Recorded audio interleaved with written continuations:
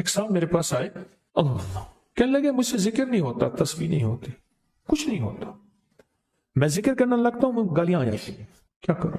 کہا کہ میں دیتا نہیں ہوں، پر منہ پہ زبان پہ گالی جاری ہو جاتی ہے، آپ لفظ پہ غور کیجئے، گالی جاری ہو جاتی ہے، میں دیتا نہیں ہوں، زبان پہ گالی جاری ہو جاتی ہے، کیا کروں؟ کہ ممکن ہے کہ میری زبان پہ ذکر ہو۔ تو میں نے اس سے پوچھا کہ کیا کرتے تھے؟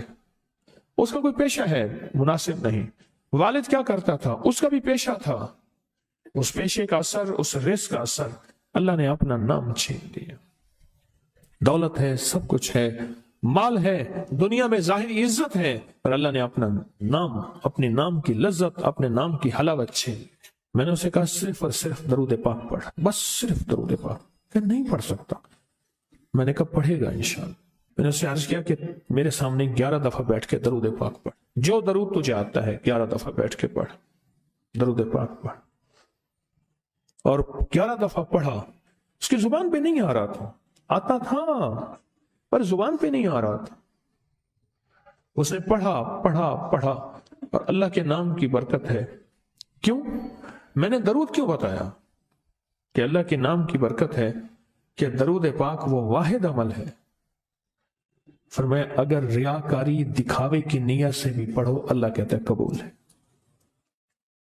دکھاوا، ریاکاری، لوگ مجھے نیک کہیں، لوگ واہ واہ کہیں، اللہ کے لیے نہیں کر رہا، حالانکہ یہ عبادت کبھی بھی اس کی بارگاہ میں قبول نہیں ہے، کبھی بھی قبول نہیں ہے جو اللہ کے لیے نہ کی جائے۔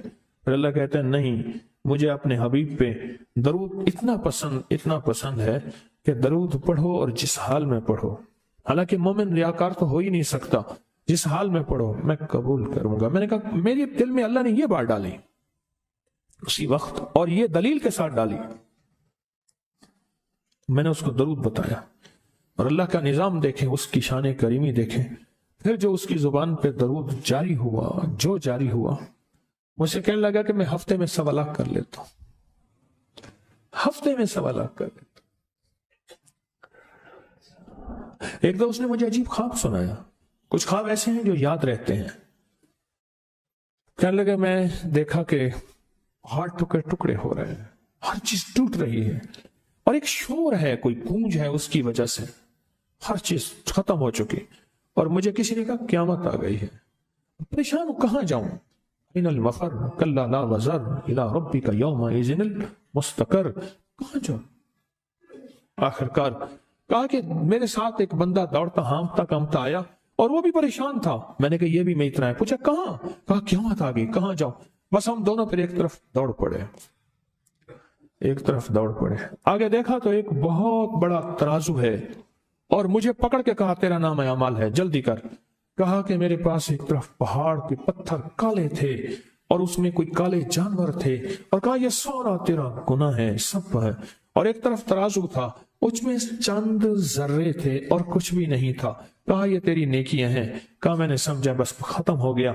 اللہ پاک جل شانہ کے فرشتے آگے بڑھے، اور کچھ چیزیں اٹھا کے نا ایسے ترازو میں ڈالتے جا رہے تھے جو نظر نہیں آ رہی تھی، پر ایسے محسوس ہو رہا تھا کہ ان کے ڈالنے سے ترازو ایک دم ہلا ہے، کوئی وزنی چیز آئی ہے۔